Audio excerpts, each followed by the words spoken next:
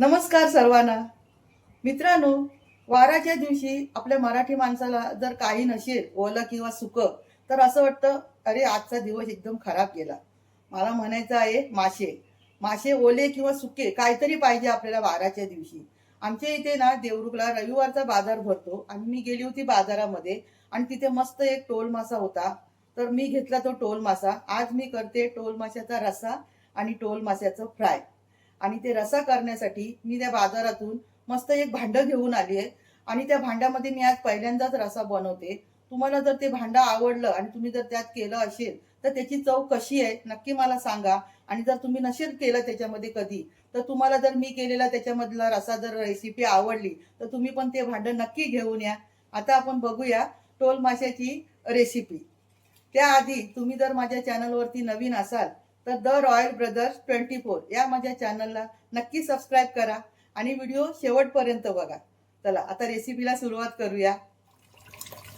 मासे मी ना कापूनच घेतली तिच्याकडून. म्हटलं एवढा मोठा मासा मला कापता येणार नाही. आणि त्या माशाला ना मोठी पोटरी होती. हे बघा, सगळी पोटरी करतच आहे. हे बघा, हे स्वच्छ धुवून घेते मी.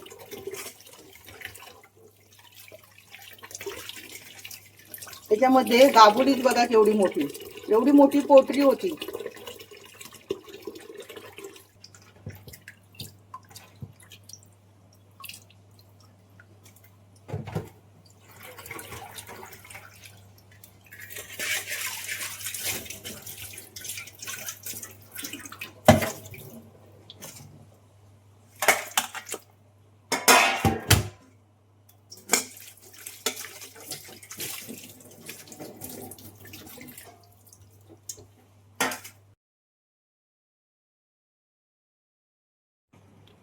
ही बघा, ही ना माशाचा रसा करण्यासाठी मी ही एक हंडी घेऊन आले मातीची. ही बघा, जशी आपल्याकडे लंगडीसारखं एक टोप असतं ना तसं आहे हे. आणि मी आणल्यावरती ना त्याच्यामध्ये भरपूर पाणी असं भरून ठेवलं आणि तुम्हाला दिसत असेल पाणी थोडं आटलं सुद्धा. हे बघा, आता मी दोनदा तीनदा त्याला धुते चांगलं आणि यामध्ये आज पहिल्यांदाच टोल माशाचा रस्सा बनवते. आता हे पाणी मी टाकून देते पुन्हा एकदा स्वच्छ धुवून घेते. पाण्याचा सुगंध बघा मातीचा काय मस्त येतोय. पाणी मी याच्यात ओतते ना, सुगंध छान येतोय बघा. आणि काय छान मस्त मला मिळाली हंडी बघा. हे बघा, आवडली का तुम्हाला ही मी आणलेली मातीची हंडी? आता बघते मी याच्यामध्ये रसा केलेल्याची चव कशी आहे ती. मासे स्वच्छ मी धुवून घेतले. आता मी फ्राय करण्यासाठी आणि रशासाठी वेगळे वेगळे करते. तुम्ही बघत असाल की जी पोटरी आहे ना त्या साईडचे तुकडे भरपूर आहेत आणि जे भरलेले तुकडे असतात ना त्या कमी आहेत. कारण का तुम्हाला मी दाखवू का? बघा केवढी मोठी ही गाबुली आहे बघा. त्यामुळे ना त्या टोल माशाची पोटरी खूप मोठी होती. अशा भरलेल्या तुकड्या पाहिजे नाही फ्राय करायला, पण अशा कमी आहेत आणि पोटरीकडच्या तुकड्या जास्त आहेत. पण पोटरीकडचे तुकडे सुद्धा मी फ्राय करते आणि थोडासा रस्सा पण करते. आता फ्राय करण्यासाठी तुकड्या मी वेगळ्या काढते. रस्सा करण्यासाठी ह्या तुकड्या मी पोटरीकडच्या ना अशा घेतल्यात आणि डोकं सुद्धा तिने मला साफ करून दिले, ते सुद्धा घेतले रस्सा करण्यासाठी. आणि हे जे फ्राय करायचे आहेत ना, आता ह्यांना काय करते मी हळद मीठ मसाला आणि कोकमचं पाणी असा लावून ठेवून देते जरा वेळ. 1 चमचा लाल तिखट, चवीनुसार मीठ, हळद आणि हे मी कोकम भिजायला ठेवले होते त्याचा रस घेते.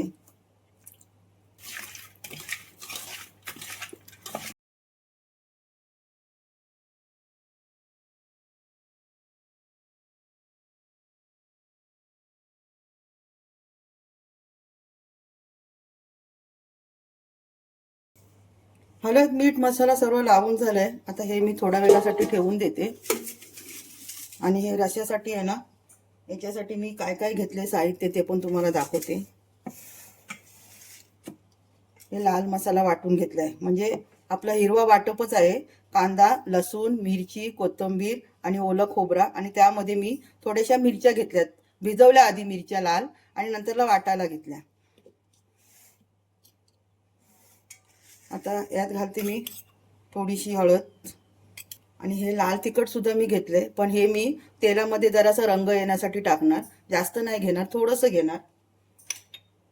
फोडणीसाठी लसूण घेतले आणि आता सीजन आहे म्हटल्याच्या नंतर एक वस्तू आहे, हे बघा, एक कच्ची कैरी मी टाकणार आहे आता याच्यामध्ये कापून, म्हणजे जरा चव चांगली लागेल ना. मी या माशाला फक्त हळदच लावली आहे, मीठ लावलं नाहीये आणि हे मसाला सुद्धा मिक्स केला नाहीये. आता याच्यात मीठ का नाही घातलं मी ते तुम्हाला मी नंतर सांगते.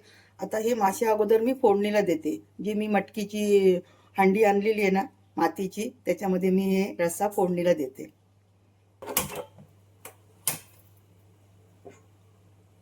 मातीची हंडी मी ठेवली आहे तापायला. तर त्यात घालते मी तेल. तर यात घालूया 5-6 ठेचलेल्या लसूण. आता घालते यात मी 1 चमचा लाल तिखट, फक्त रंग येण्यासाठी, आणि गॅस थोडा स्लो करते. मी हंडी ही पहिल्यांदाच घेतली, जरा मला भीती वाटते फुटायची. आता मला जेवढा मसाला हवा आहे ना तेवढा मी मसाला घेतलाय.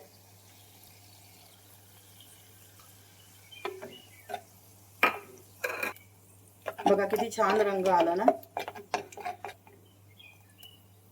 तर यात मी मीठ घातलेलं नाहीये, तिखट पण कमीच घेतलेलं आहे. हे चांगलं असं तेलामध्ये परतून घेते.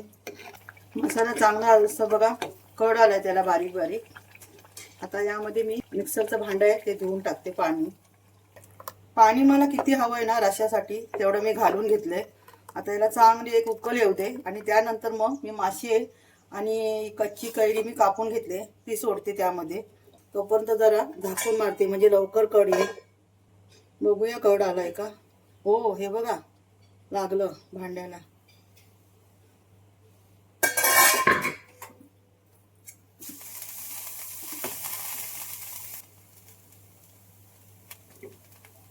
मी झाकण काढलं आणि गॅस स्लो केला तरी सुद्धा जरासा रसा वतू गेला. याचा अर्थ असा काही हांडी एकदा गरम झाली की लवकर थंड होत नाही. समजलं का तुम्हाला. हे बघा किती वेळाच्या नंतर आता ते रसा खाली बसला. आता उकल आले. आता त्यामध्ये मी हे हळद लावलेले मासे सोडते, म्हणजे तुकड्या. हे बघा मासे सोडले. आता मी यात घालते ही कापलेली कच्ची कैरी. पुन्हा रसा वर येतोय. वर कड येऊन वतू जायपर्यंत ठेवायचं नाही, अगोदरच गॅस बंद करायचा म्हणजे स्लो करायचा. आता हे मी मंद आचेवरती बाजूच्या गॅसवर ठेवते आणि इथे मी ना जे टोल माशाचे तुकडे ठेवलेत मी हळद मीठ लावून ते फ्राय करून घेते. फास्ट गॅस करून चालणार नाही आता, ना तर पुन्हा सर्व ओतून जाईल.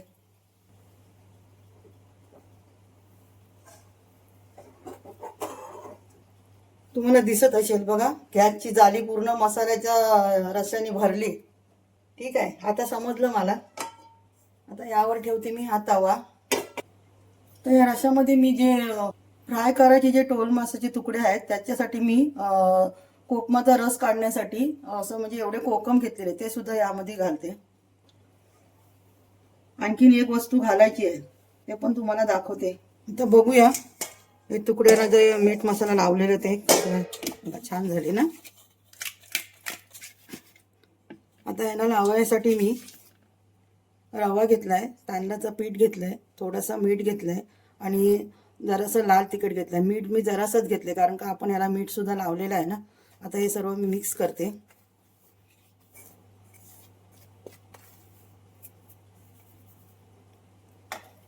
आता या सर्व तुकड्यांना मी रवा लावून घेते.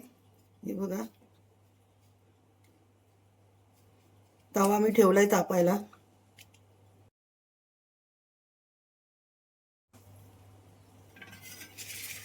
सर्व तुकड्यांना मी रवा लावून घेतला आणि हे जे पातेल्यामध्ये जे मी तुकड्यानं हळद मीठ मसाला कोकमाचा रस लावून ठेवला होता ना त्या पातेल्यामध्ये मी पाणी घेतलं आणि आता हे पातेलं धुवून आणि हे ताट पण धुवून घेतलं.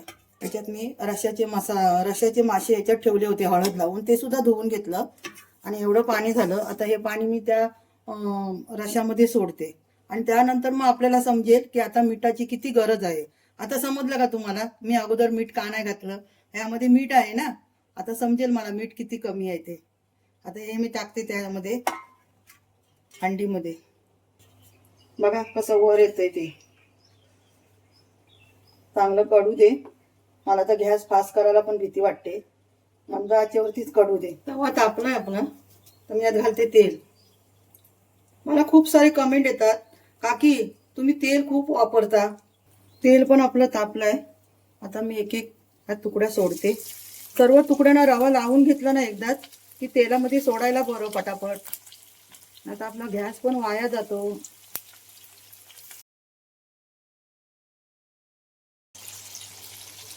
एक बाजूने मासे मस्त तळले गेलेत बघा. गॅस मी मंदच ठेवलाय. हे बघा, हा टोल मासा आहे ना चवीला खूप छान असतो.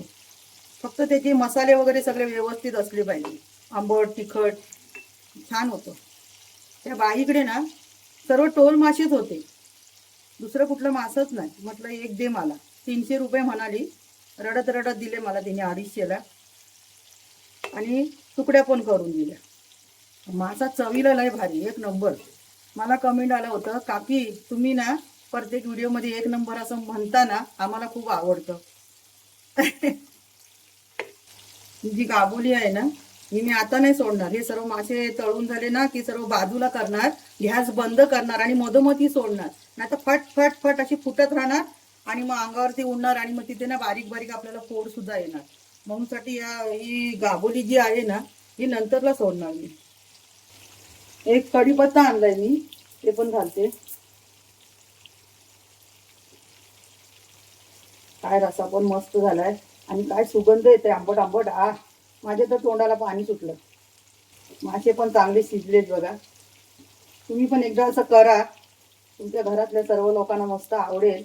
आणि वाराच्या दिवशी तर कराच करा. आणि ही हंडी तुम्हाला कशी वाटली हे नक्की मला कमेंट करून सांगा. आणि तुम्ही या हंडीला काय म्हणता ते तर अगोदर मला सर्वात पहिला सांगा, की तुम्ही या हंडीला काय म्हणता. नक्की कमेंट करून सांगा. हे बघा, चमच्या असं फिरवतच राहायला लागतं, नाही तर भस्कन वर येतो हो या हंडीमधून. जरासं कड येऊ दे आणि मग गॅस बंद करते. मीठ मी चेक केलं आता, थोडंसं कमी होतं, मी घातलं पुन्हा त्यामध्ये मीठ. रस्सा आपला कंप्लीट तयार आहे. कैरी पण छान एकदम शिजून आले बघा. आता मी करते गॅस बंद. आता तुम्ही बघत असाल मी गॅस बंद केलाय, पण तरी सुद्धा कड येते बघा. याचा अर्थ असं की हंडी ही खूप वेळ गरम राहते. बघा, गॅस मी बंद केलेला आहे, अजून कढते बघा. त्याप्रमाणे आता आपल्याला यामध्ये जेवण करावं लागेल. म्हणजे कोणताही रस्सा म्हणा काय सुद्धा. बघा अजून कढतंय. आता झाकण ठेवायला नको. कड जर थांबले ना त्यानंतर झाकण ठेवायचं ना तर पुन्हा वर येईल. आता थांबलं. आता ठेवते, जर असं उघडं ठेवते. आता मासे बघूया, छान झालेत बघा. मस्त आपल्या सर्व तुकड्या छान एकदम कुरकुरीत फ्राय झाल्यात. गॅस बंद करते आणि हे सर्व बाजूला करते तुकड्या. आणि त्यात मी माशाची गाबोली ठेवते आतमध्ये, मध्ये मधोमध. हे बघा इथे बघा कशी फुगली. बघितलं कशी फिरते बघा. बघा इकडे फुटायला आली आहे ना. म्हणून साठी ना अगोदर घालायचंच नाही. गॅस बंद केल्याच्या नंतर आरामात त्या तेलामध्ये चांगली तळून येते ती. काय काळजी करायची गरज नाही. कच्चं बिच्च काहीच राहत नाही, तेलामध्ये मस्त होणार ती. चला आता आपला टोल माशाचा रस्सा पण तयार आहे. टोल मासे फ्राय पण आपले तयार आहेत. आता मी तुम्हाला सर्व करून दाखवते. व्हिडिओ मात्र पूर्ण बघा, कुठेच जाऊ नका. तरीदार टोल माशाचा रस्सा बघून तोंडाला पाणी सुटेल. पण यापेक्षा आणखीन दुसरी एक वस्तू आहे, तिला बघून तर नक्कीच तोंडाला पाणी सुटणार तुमच्या. ती म्हणजे कच्ची कैरी. तळलेला टोल मासा, टोल माशाचा रस्सा.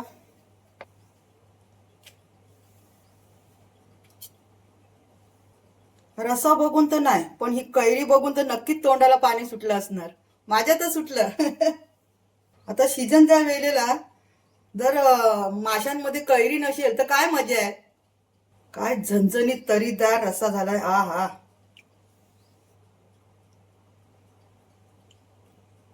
कसं वाटलं? आवडलं ना? चला तर मग झटकन माझ्या व्हिडिओला लाईक करा बघू. वाराच्या दिवशी केलेलं टोल माशाचं फ्राय आणि टोल माशाचा रसा. मी मातीच्या हंडीमध्ये केलेला हा रसा, ही रेसिपी तुम्हाला कशी वाटली नक्की मला कमेंट करून सांगा. आणि हा व्हिडिओ आवडला तर नक्की व्हिडिओला लाईक सबस्क्राईब करा. आता भेटूया पुढच्या सुंदर व्हिडिओमध्ये. धन्यवाद.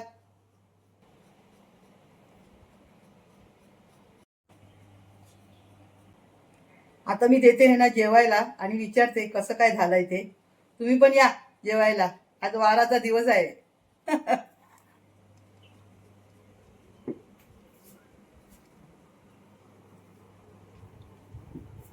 हे घ्या हो. कशी टेस्ट आहे बघा हो.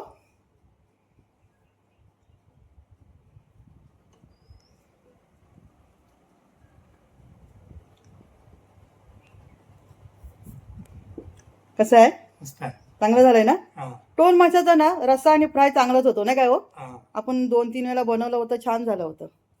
मित्रांनो तुम्ही पण असं वाराच्या दिवशी हा टोल मासा आणा आणि करा बघा, खूप छान आहे. छान होतो रस्सा, तुमच्या घरातल्या सर्वांना आवडेल. आणि आता सीझन आहे, कैरी टाकायला विसरू नका. चला आता भेटूया पुढच्या व्हिडिओत. जेवा तुम्ही. या सगळ्यांनी जेवायला. हा हा.